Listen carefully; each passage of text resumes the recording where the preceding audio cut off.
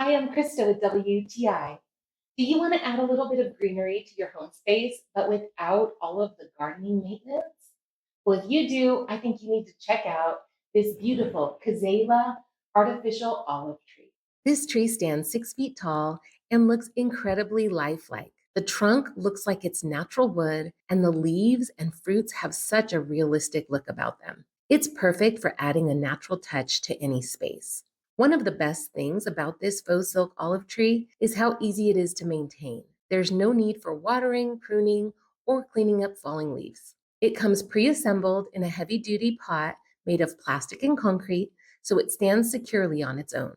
But it's lovely that it's small enough to place inside of a decorative planter for an even more stylish look. The branches are adjustable, so we could rearrange them to get them to the perfect shape. It needed a bit of reshaping right out of the box, but that was simple and really just was a one-time task.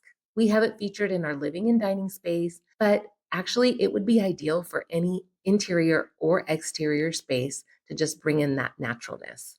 This Kazeila artificial olive tree has brought in a totally natural and fresh vibe without any of the gardening maintenance hassle.